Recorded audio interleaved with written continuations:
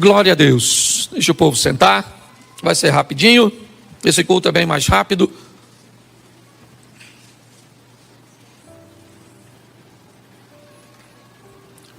Isso. Pegue a sua Bíblia aí. João capítulo 5, verso de número 17. João 5, 17. Coloque para mim, por favor, na tela.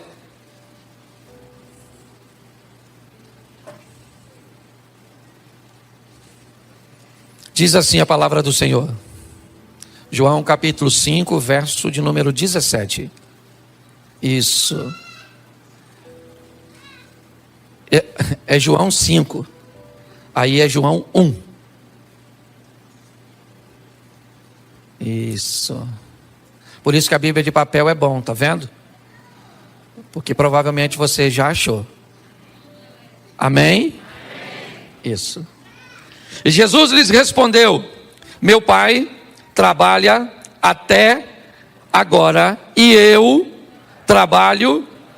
Meu Pai trabalha até e eu trabalho. Meu Pai trabalha até e eu trabalho. E eu trabalho. E eu trabalho. Glória a Deus. Isso, o povo precisa trabalhar. Certo? Bom, inúmeras vezes quando você vai olhar Deus chamando pessoas, dificilmente você vai ver Deus chamando alguém que está à toa. Me parece que na ótica de Deus, quer que algo seja feito, peça a alguém que está ocupado. Porque se alguém está desocupado, alguma coisa tem. Ele pretende chamar Moisés para libertar o povo. E Moisés está trabalhando quando tem a visão da sarça. Ele pretende chamar Gideão, ou um libertador, para libertar o povo dos midianitas. E ele pega um cara que está malhando o trigo no lagar. Ele quer um rei para Israel. E tanto Saul está procurando, né, os animais de seu pai, quanto Davi está trabalhando. Aliás, quando Samuel chega na casa de Jessé para ungir o rei, o único filho de Jessé que está trabalhando é Davi. E Deus disse: ó, ninguém come nada antes do trabalhador chegar. Mas hoje eu quero falar de Eliseu. Um indivíduo que foi chamado, é verdade, para substituir nada menos, não vou dizer substituir, mas para dar sequência ao trabalho, né, ao ministério de Elias. E ele também estava trabalhando. E hoje eu quero te mostrar que a vida, inevitavelmente, ela vai requerer de você esforços, posicionamentos, ações, que vão gerar para você resultados.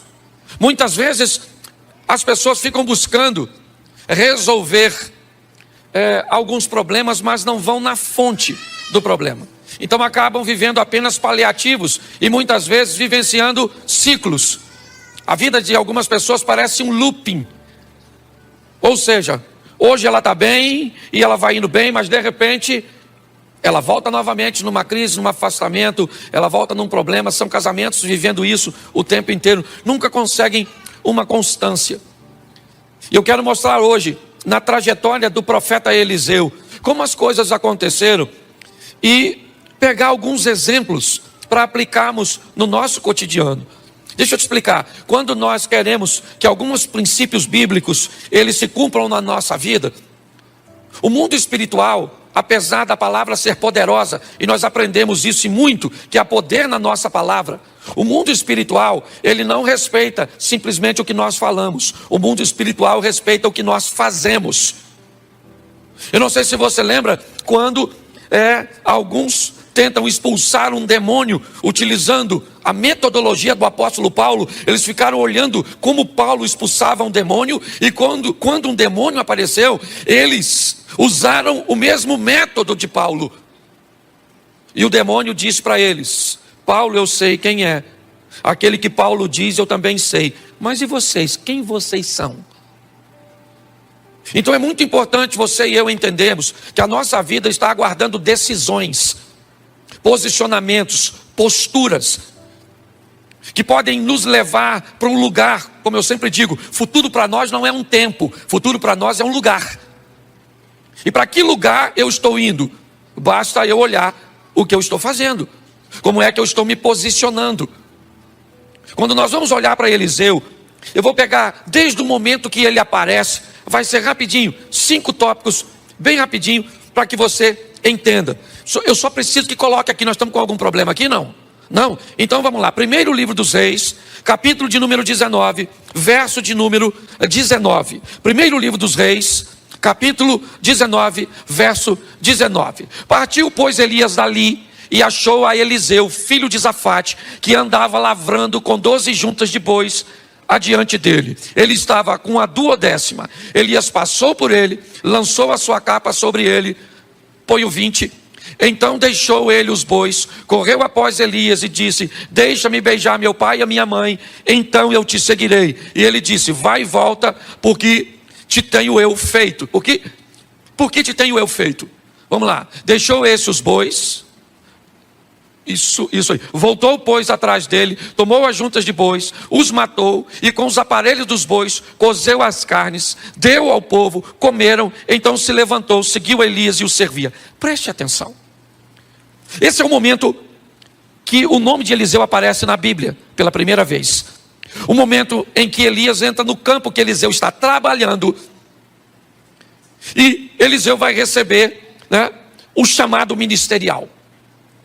Mas preste atenção, quando ele recebe o chamado, ele tem o que Deus deu para todo mundo: livre-arbítrio.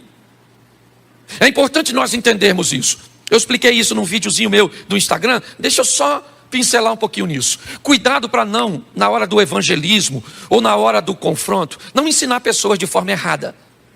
Todas as vezes que você disser que Deus proibiu alguma coisa de ser feita, entenda, se Deus proibiu, Ele é o soberano. Se Deus diz que o homem não pode fazer, o homem não faz, mesmo que tente. Porque Deus é soberano. Uma coisa é o que Deus diz que não pode, outra coisa é o que Deus diz que não deve ser feito. Cuidado para não misturar isso. Deus diz: o homem não vive para sempre. Tenta. O homem é obrigado a envelhecer. Ele pode acessar métodos, ele pode acessar produtos que inibam, que diminuam o envelhecimento, mas ele não pode anulá-lo. Deus disse: o homem não vive sem oxigênio. Tenta. Deus disse: o homem não vive embaixo da água, o homem não voa. Ele pode construir equipamentos para voar, mas tudo aquilo que Deus disser que o homem não faz, o homem não faz. Qual é o problema? É o livre-arbítrio. É aquilo que Deus diz que o homem não deve. O homem pode matar, sim ou não? Sim ou não? Claro que pode, porque se ele não pudesse, ele não matava. Ele pode roubar? Ele pode fazer o que quiser com o corpo dele? Claro que pode. Ele não deve.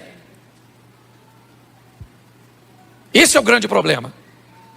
Nós precisamos entender que o que Eliseu vai receber no campo que ele trabalha é o que eu recebi um dia, aliás, o que eu recebo todos os dias: o direito de decisão. Elias passa no campo onde Eliseu está trabalhando e convida Eliseu a deixar tudo aquilo e seguir-te. Nesse momento Eliseu tem o direito, porque presta atenção, decisão é sua. Deus não decide por você, seus pais não decidem por você, seu cônjuge não decide por você, o pastor não decide. A decisão ela é sua. Você precisa entender isso. Tudo começa com decisão. A história de Eliseu é quando Elias entra no campo e diz para ele: Deus está te chamando. E ele poderia dizer: não vou, pode ir embora que eu vou continuar aqui com a minha vidinha. E ele tinha todo o direito de escolher isso, e ele poderia arcar com aquilo que escolheu. Se você não conhece a história, vai ver a história de um camarada que pede para não morrer, quando Deus disse que ele deveria morrer. E você vai ver qual foi as dores que Ezequias viveu, que não precisava ter vivido, no período de 15 anos que ganhou de vida. Talvez quando você ler isso, você vai falar assim: caramba, esses 15 anos de Ezequias foi para ele uma maldição, ao invés de uma bênção. Porque Deus sabia o que estava fazendo. Quando nós olhamos para esse momento, o que nós vamos ver é que quando Eliseu decide ir, ele vai até Elias e diz: eu vou, mas eu não vou de qualquer jeito. Eu decidi ir com o Senhor, Mas se é para eu ir, me deixa em casa, porque eu vou beijar meu pai e a minha mãe. Se é para eu ir, aguarda um pouquinho, porque eu vou matar meus bois. Eu vou pegar aquela estrutura de madeira que une os bois e vou fazer uma fogueira. Eu vou destruir tudo aquilo que me prende à vida antiga antes de eu ir para a nova. Eu não sei se você já ouviu falar de uma batalha, né, de Siracusa, uma batalha contra Cartago, onde assim que as tropas descem para uma batalha, o capitão manda incendiar todos os seus navios. Ele manda atacar fogo nos próprios navios, simplesmente para dizer para ele mesmo e para todos os seus soldados que não há uma segunda opção. Ele chegou ali, ou ele vai vencer, ou ele vai vencer. Não tem outra, é só vitória.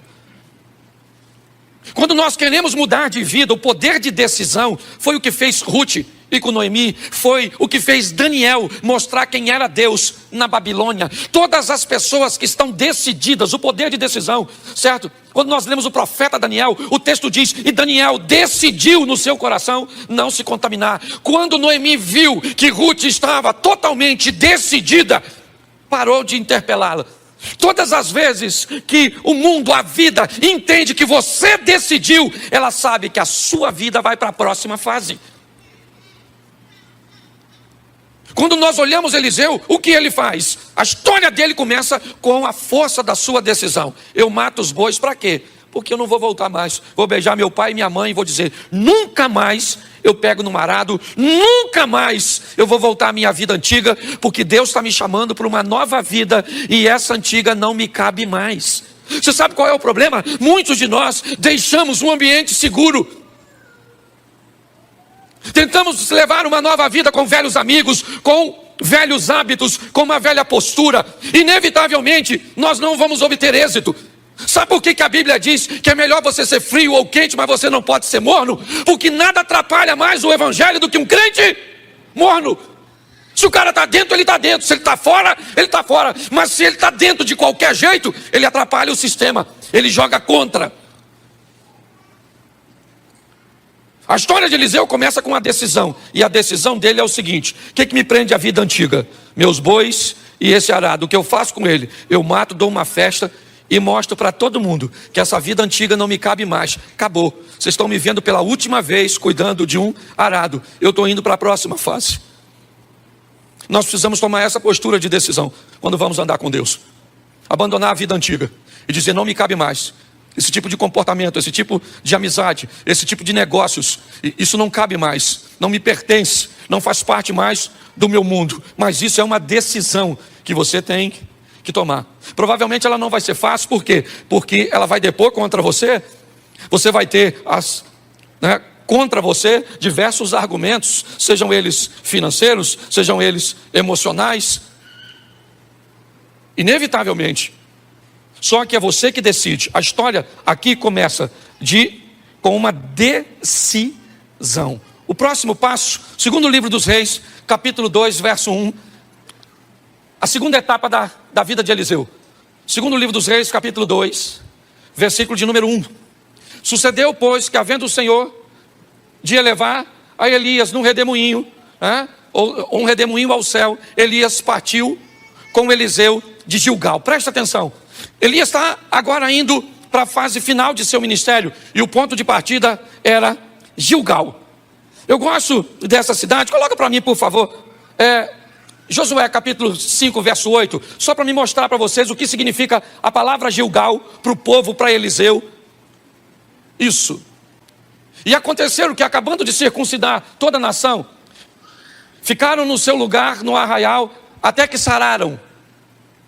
E disse mais o Senhor a Josué: hoje revolvi de sobre vós o opróbrio do Egito, pelo que o nome daquele lugar se chamou Gilgal, até o dia de hoje. Estando, pois, os filhos de Israel alojados em Gilgal, celebraram a Páscoa. Presta atenção: Gilgal, Páscoa; Gilgal, circuncisão. Para um judeu, duas coisas que têm o significado de aliança. O ponto de partida depois de uma decisão, eu vou deixar a vida para trás, é uma aliança. Quando nós falamos de casamento, nós dizemos que casamento é duas coisas. Uma, ele é um contrato. E segundo, ele é uma aliança. Como contrato, ele pode ser reincidido. Como aliança, não. A próxima fase da vida de Eliseu, o que é? É uma aliança. Ele vai assumir um compromisso com aquilo que ele pretende fazer. É um caminho que para ele não tem volta, é dali e para frente. A história dele caminha com um novo comportamento, com uma nova visão, com uma nova mentalidade. Por quê? Para Eliseu ele não tem mais para onde voltar. E se não der certo, eu volto para os meus bois. Eu não tenho mais bois. E se não der certo, eu já dei uma festa de despedida e disse para todos os meus amigos que aquela vida não me cabe mais. Quando eu decido me aliançar, inevitavelmente, a minha vida, ela não tem mais retorno, não dá mais. Agora é apenas uma direção, é para lá que eu vou, Cristo é o meu Senhor, obedecer é a minha razão, é para lá que eu estou indo, 1000 cairão ao meu lado, 10.000 à minha direita, mas eu não vou ser atingido. Eu vou olhar tudo isso e sei em quem tenho crido. A vara e o cajado do Senhor é o que me consola. Eu sei o que eu estou vivendo, aquele que há de vir virá. Não interessa se as coisas estão acontecendo a meu favor ou contra, acabou. Para mim não interessa se quem desvia é o fulano, é o ciclano, se o outro adulterou, se fulano está roubando, se aconteceu isso, se minha mulher me trai, se meus filhos se perdem, se acontece isso, se eu perco tudo que eu tenho. Não acabou, é uma aliança. Eu assumi um compromisso com Deus. É uma aliança que não tem como quebrar. Hoje está tudo muito condicional, sabe? Depende, tudo é relativo.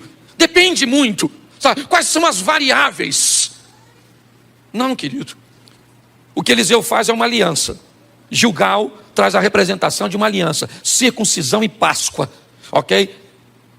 É aquilo que Davi olha quando vai enfrentar o gigante. Todo mundo está olhando para o gigante. Davi olha para a circuncisão. Todo mundo tem medo do gigante. Ele é grande, ele está bem armado, ele é poderoso. Nossa, ele é um perigo. Davi diz: quem é este incircunciso para desafiar o exército do Deus vivo? Eu vou matar ele. Por quê? Porque ele é forte, grande, mas eu tenho aliança com o Todo-Poderoso. Pessoas que têm alianças, elas vivem de forma diferente. Seu ambiente de fé é mais seguro. São pessoas que sofrem, é verdade. São pessoas que muitas vezes perdem, porque sofrimento e perda fazem parte da vida. É assim que funciona. As pessoas aliançadas, você pode notar, aconteça o que acontecer, ela está firme. Não interessa se ela está... Eu me converti em 1992. 1992. E pode dizer para você, até aqui me ajudou o Senhor. Eu nunca me desviei, nunca me envolvi num escândalo, nunca fiz nada, porque eu fiz uma aliança. Eu não tenho para onde voltar. Em 1992 eu deixei todos os meus amigos, eu parei de beber. Eu parei de fazer uma série de coisas. E as pessoas ficavam olhando e diziam assim, é só uma questão de tempo até ele voltar atrás. O que eles não sabiam é que eu tinha matado meus bois e eu não tinha para onde voltar. A sua vida está esperando você tomar uma decisão. Que decisão é essa? De fazer uma aliança. É isso que Eliseu faz. Gilgal é o ponto de partida. Eu me aliancei. Enquanto você não estiver disposto a fazer uma aliança com outra pessoa, não se case. É assim que funciona. Quando você vai assumir um compromisso, você tem que colocar isso, como prioridade. Nós olhamos para a vida deste homem, você vai ver para onde ele está indo. Bom, então eu já falei com você que a coisa começa na decisão e agora passa pela aliança. Vamos ver o terceiro ponto. Versículo 2, segundo livro dos Reis, 2:2. Põe para mim, por favor.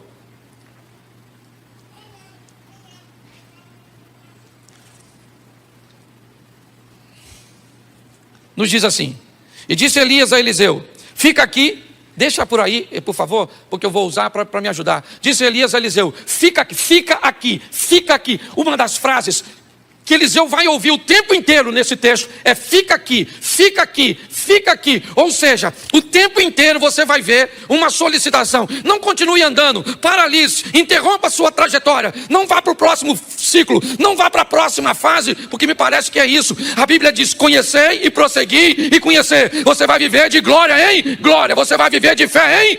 O que é isso? Isso são mudanças de ciclos. E o tempo inteiro a vida vai querer te paralisar, amigos vão querer te paralisar, sentimentos vão querer te paralisar.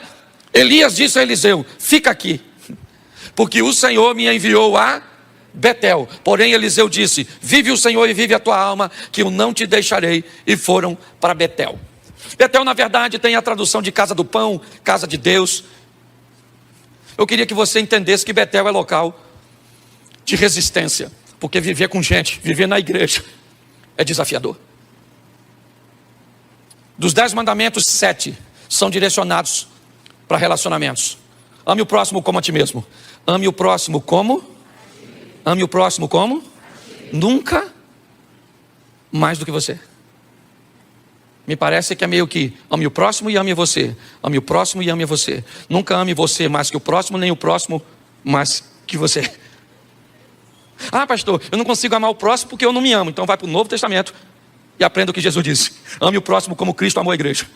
Se você não tem base de amor, pega o de Cristo. Mas você é obrigado a amar. É assim que funciona. Quando nós vamos olhar aqui, nós vemos resistência. Porque para viver na igreja, igreja, ó, preste atenção. Tem gente boa, tem gente ruim. Tem gente que não fala nada e tem gente que fala tudo. Tem gente que paga os outros, tem gente que não paga. Tem gente que fica de olho nos outros, na mulher dos outros. Tem ou não tem? Tem mentiroso, tem fofoqueiro, tem tudo. Tudo. Pastor, por que o senhor não exclui tudo? Porque senão fica vazio. Se nós expulsar todo mundo, como é que vai fazer? Deixa eu te falar uma coisa. Segundo Jesus e a Bíblia, o lugar de gente ruim é na igreja. Fulano, pastor, o senhor sabe que aquele irmão que vem todo culto fuma? Sei. E ele diz que é membro? Diz. Ele é membro? Acho que não, mas não fala para ele não. Porque de repente ele pode ir embora. Mas não é melhor ele ir? Ele não defama, não. A igreja é um rio de água viva. A igreja é do Senhor. Ninguém defama a igreja. Não, ela pode até ficar só se não houver postura e posicionamento. É assim que funciona. Ah, a pessoa tem que parar de mentir para aceitar Jesus. Não, ela tem que aceitar Jesus mentindo. E aí o Espírito Santo vai falar: ô, Pinóquio, de uma figa, muda de postura. Entendeu? O cara tem que, ela é mulherenga e vem para a igreja. Deixa o cara aí. Não pode ver uma mulher que ele entra em modo conquistador, já viu? Tem uns irmãos na igreja assim. E olha, uma mulher faz assim, ó. Ele tá assim, ó. Mostra o relógio, sacode a chave do carro, estufa o peito, parece um sabiá. O que é isso? Modo conquistador. Se essa pessoa, gente, deixa a turma aqui. Se não mudar aqui, vai mudar. Onde? A psicóloga está morrendo de rir porque já identificou 200. Igreja, presta atenção. Primeiro, decisão, depois aliança. Terceiro, resistência, meu filho. A chapa é quente, o bagulho é doido. Você lida com gente que diz que você é uma bênção e ali fora está descendo o sarrafo em você. Irmão, a paz do Senhor. E você, a paz do Senhor, querido. Você não sabe se você é cínico, se você é amoroso. Você não sabe quem você é. Porque tem que ser resistente, tem que ser. Senão, vá para o inferno. A chapa é quente, meu filho. Eu gosto de Eliseu porque tem que passar por Betel. Casa do pão, casa de Deus. Lugar de desafio. Gente que era para trabalhar no mesmo propósito. Tem inveja de quem está fazendo? Onde já se viu isso? Você está fazendo. Pastor, viu a pessoa que estava ali limpando o banheiro? Não é função dela. E não estava limpando? Ah, mas eu acho que tinha que ter uma autorização. Para passar um pano na urina? Precisa não. Deixa sem autorização mesmo. Você está rindo, mas é difícil, desafiador. Se você não se preparar, você não fica em igreja nenhuma, porque todo lugar tem. E qual é o lugar que mais tem? Aqueles que pensam que não tem. Lá que está o maior foco. Porque quando as pessoas sabem que tem, elas procuram mudar de vida. Então tem que ter resistência, meu filho. Tem que ter, porque a gente não sabe que hora Jesus volta. Quanto tempo ele falou que vai voltar? Ainda não voltou. Ó, eu era garota e já estava voltando. Jesus está voltando. Aceita ele, já aceitei, tem 30 anos. Ele não voltou até agora. Resistência, meu filho. É assim que funciona, tá certo? Quando nós olhamos, nós vemos isso. É o exemplo de Jó. Pensa num bicho resistente. Pô, o cara perdeu tudo, gente, não fez nada. Sabe o que ficou? A mulher dele. A única coisa que não morreu. Na minha opinião, devia ser a primeira. Não. Uma mulher extraordinária, resistente. Os filhos morreram, sim ou não? Sim. Ela divorciou? O Jó ficou todo machucadinho assim. Ela largou ele? Perdeu o dinheiro tudo. Esse dia o irmão teve aí uma aposentadoria bloqueada, a mulher dele foi embora.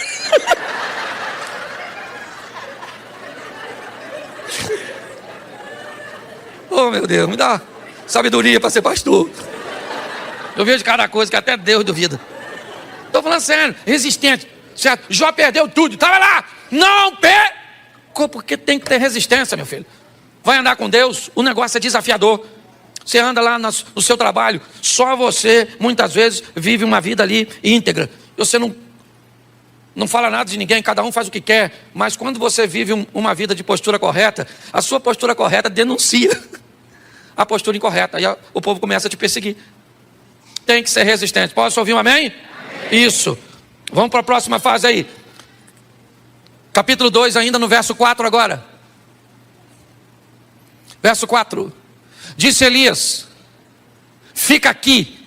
Aqui onde? Em Betel. Fica aqui em Gilgal, fica aqui em Betel, ok? Fica aqui porque o Senhor me enviou a Jericó. Porém ele disse: tão certo como vive o Senhor e vive a tua alma, que eu não te deixarei. Note que novamente uma força está sendo empregada para paralisar Eliseu. Ele diz: eu não vou parar, tão certo como vive o Senhor e vive a tua alma, que eu vou com você. Eu não vou ficar em Betel, porque Betel não me para. Relacionamentos interpessoais não me param. Eu sou resistente para sobreviver a eles. Mas agora vamos para onde? Jericó. Tradução: em alguns lugares, cidade das palmeiras. Em outros lugares, cidade do mau cheiro. Comércio de rua, muros altos, pouca circulação. Provavelmente o cheiro não era dos mais agradáveis naquele ambiente. Basta você passar perto de uma barraca de peixe, muitas vezes, né? No final do dia, depois de uma feira. É só para você ter mais ou menos um entendimento. Mas se Jericó era conhecida como cidade das palmeiras porque tinha por fora, ela é conhecida por cidade mal cheirosa pelo que tinha por dentro.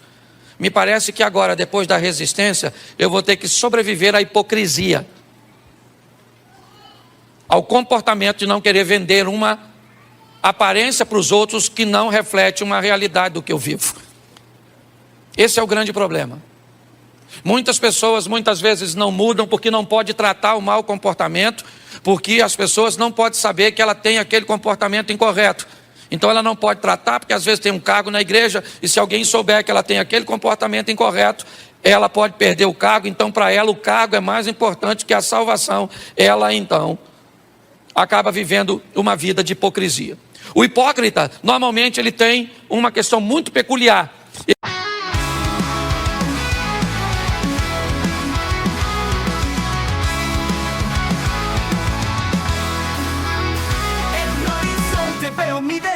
Las estrellas me guían, no hay camino perdido, cada desafío lo enfrento sin temor, con el corazón valiente avanzo con amor.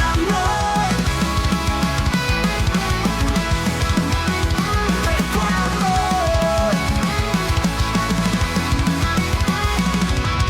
La vida es una danza en constante evolución, con cada paso firme busco mi redención. Voy a volar alto hasta el sol, nada me detiene, soy mi propio campeón. Con cada caída me levantaré, la llama en mi interior nunca se apagará. La fuerza de mis sueños me lleva a conquistar. Cada día es un regalo, una razón para luchar. Con la mirada enfrente y el alma sin temores, voy construyendo el mundo que late en mis colores. Voy a volar alto hasta el sol, nada me detiene, soy mi propio campeón. Con cada caída me levantaré, la llama en mi interior nunca se apagará. Nunca se apagará.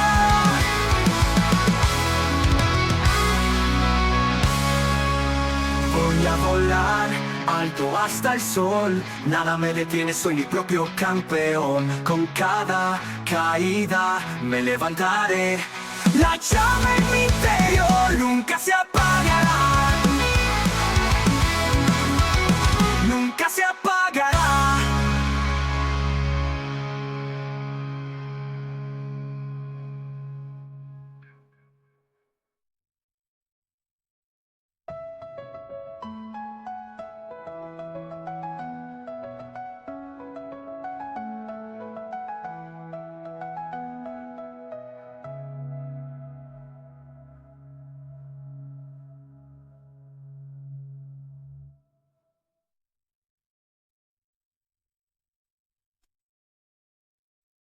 ele precisa acusar os outros, porque todas as vezes que ele acusa os outros, inevitavelmente ele está defendendo, né, uma imagem de que ele cumpre aquilo que ele acusa. Certo? Ele tem que chamar a atenção para um outro lugar que não seja a vida dele. Então ele olha para alguém que usa uma roupa indevida, para alguém que posta alguma coisa na internet indevida, para alguém que faz um comportamento indevido. Por quê? Porque chamando a atenção para os outros, ele consegue guardar a aparência dele. Muitas vezes há uma promiscuidade por detrás de um puritanismo. Porque eu defendo o puritanismo, mas na verdade eu estou envolvido numa pornografia.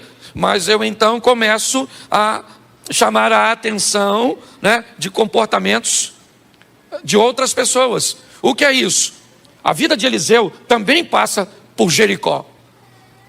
Aquele local onde a aparência fica para trás. Nós temos que tomar muito cuidado com isso. Trate suas debilidades. Quem trata suas fraquezas não vai ser exposto a fracassos. Quem tem coragem de dizer ou falar de suas debilidades não vai vivenciar escândalos. Cuidado com isso. A Bíblia diz que tudo que está em oculto, uma hora vai vir à tona. Entenda bem, o diabo manda fazer, mas não guarda segredo. É assim que funciona, certo? Você quer ver uma questão de aparência? Para me fechar essa parte, Jesus vem andando de longe, vê uma figueira cheia de folhas. O que a figueira parece? Que tem fruto. Então, como ela tem a aparência que tem fruto, Jesus vai até ela para buscar fruto. Mas pastor, o texto diz que não era tempo de fruto. Se não era tempo de fruto, aquela figueira não podia estar cheia de folhas daquele jeito. Quando ela está, né, no comportamento produtivo da figueira, quando ela estava daquele jeito, ela não era a única figueira em Israel. As outras figueiras estavam todas sem folhas. Aquela figueira estava cheia de folha. Então ela passava uma mensagem, ela transmitia uma aparência que ela tinha fruto. Jesus vai até elas e quando ele chega lá, o texto diz que Jesus procura fruto e não tem, porque não era tempo de fruto. Se não era tempo de fruto, por que ela está aparentando que tem? Jesus disse, então a partir de hoje, ninguém vai comer mais fruto de ti, porque quem quer viver de aparência vai perecer.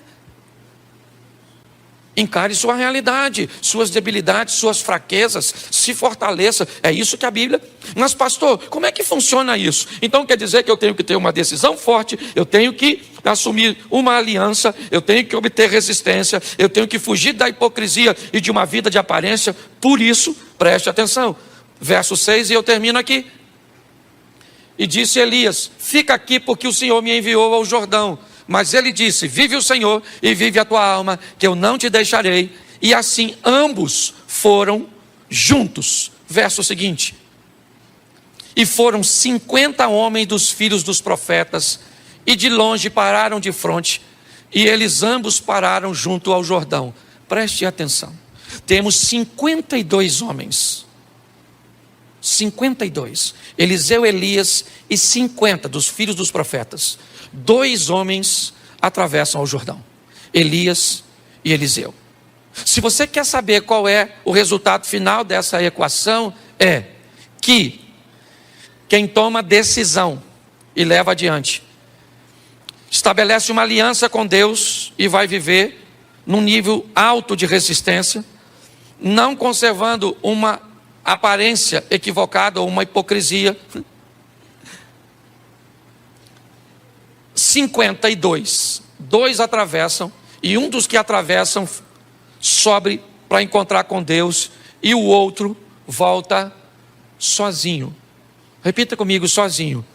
Entenda uma coisa, a caminhada com Deus, de quem decide, faz aliança, tem resistência, certo? De quem foge da aparência, é uma vida solitária. Se nós tivéssemos mais pessoas, talvez fosse mais fácil, mas não temos. É bem solitário. Você vai para lá para onde você trabalha, quantas pessoas querendo o que você quer tem lá? Pouquíssimas. Você vai para onde? Para a sua faculdade, para a sua universidade, para a sua pós-graduação. Quantas pessoas tem lá? Preste atenção que é uma vida muito solitária. 52, 50 ficam e 2 passam. Eliseu vai para o outro lado. Mas do outro lado, e aí que é legal, ele recebe coisas, vê coisas, vive coisas que a turma do lado de cá não vive. Eliseu vai lá rapidinho. Elias é levado ao céu, joga a capa, Eliseu rasga a sua capa, joga fora, pega a capa de Elias, volta, pega, toca o Jordão, atravessa, os 50 caras estão do lado de lá. Ele foi sozinho, é verdade. Porque quem resolve viver esse estilo de vida, não tem muitos companheiros. Mas, meu irmão, deixa eu falar uma coisa para você, minha irmã. O que você vai viver e o que os outros vão ver que Deus vai fazer na sua vida através de você, é algo extraordinário. Sua vida está esperando você decidir, se aliançar, se fortalecer, fugir da aparência e entender que não dá para ter muita gente. Eu falei aqui e encerro. Eu, dia 7 de setembro, comprei uma passagem, peguei uma bandeira daquela que a gente coloca aqui, comprei uma camisa do Brasil, fui até a Avenida Paulista, abri e tirei uma foto. Marcelo estava comigo e o William também. Eu não tirei foto com ninguém, não subi em carro, não fiz nada. No dia 8, 63 mil pessoas deixaram de me seguir na rede social. Mas preste atenção. Eu vivo para quê? Qual é o meu propósito? Eu entendo que há solidão nesse estilo de vida. Não tem muita gente. Mas deixa eu falar com você. Se Deus for com você, as pessoas vão ter que ver. Porque quando Eliseu volta, ele volta com Deus. E todo mundo, Eliseu mandou um recado para o Naamã. Manda esse cara vir na minha casa, porque todo Israel vai saber que aqui ainda tem Deus, porque eu sou profeta. Eu ando sozinho, mas não vivo de aparência. Sou resistente, é assim que funciona. Tenho aliança e decidi viver com Deus. Fique de pé. Se você deseja caminhar conosco, atrás daquela câmera ali, ó, tem uma sala, tem um casal para orar por você. Ok? Se você hoje quer voltar para Jesus, quer recebê-lo, quer nos conhecer, já está aí, né, caminhando conosco um tempo, dá um pulinho lá, vai ter gente. Quando você sair agora, por favor, né, você saia pelos fundos aqui, porque tem um povo para entrar para o segundo culto. Tá certo? Então, você vai sair ali por trás e o povo vai entrar por aqui. Mas se você quiser receber Jesus, dá um pulinho lá na sala que vai ter gente lá.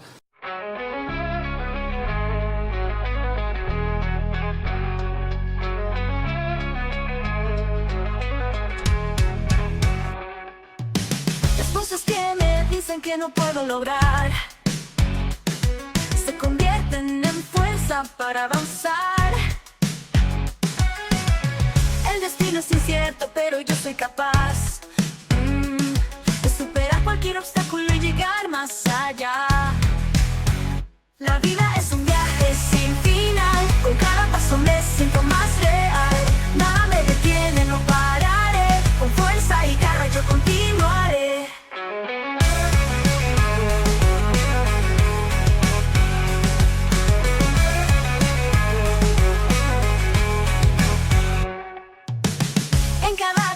Encuentro un nuevo renacer. Soy más fuerte de lo que puedo creer. El miedo se disipa cuando empiezo a luchar. No hay barrera que me pueda frenar. Sigo adelante sin mirar atrás. Los sueños son míos y los voy a alcanzar. Cierto, pero yo soy capaz, de superar cualquier obstáculo y llegar más allá. La vida es un viaje sin final.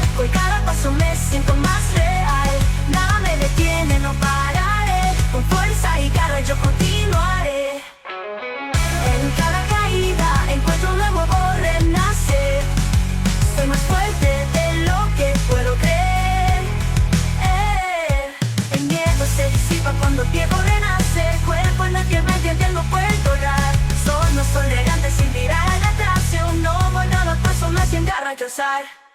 El destino sí es cierto, pero yo soy capaz de superar cualquier obstáculo y llegar más allá. La vida es un viaje sin final, con cada paso me siento más real. Nada me detiene, no pararé, con fuerza y garra yo continuaré.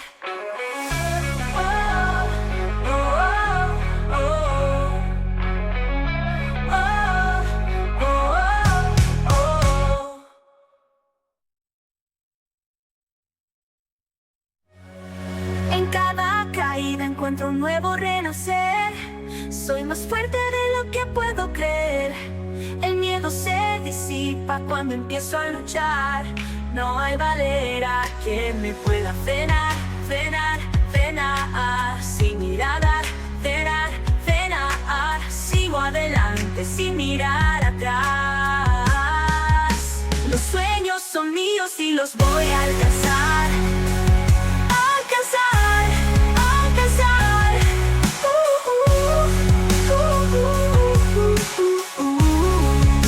Los sueños son míos y los voy a alcanzar. Los sueños son míos y los voy a alcanzar. Los voy a alcanzar.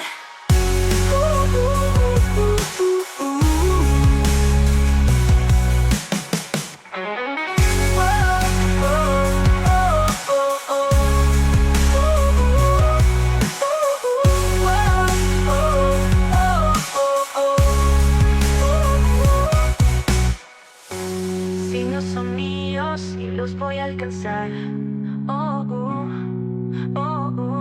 Los sueños son míos e los voy a alcançar. Para te receber. Feche os seus olhos. Pai, em nome de Jesus, eu quero te agradecer pelo livre-arbítrio que o Senhor nos dá, por esse poder de decisão. Se queremos ou não.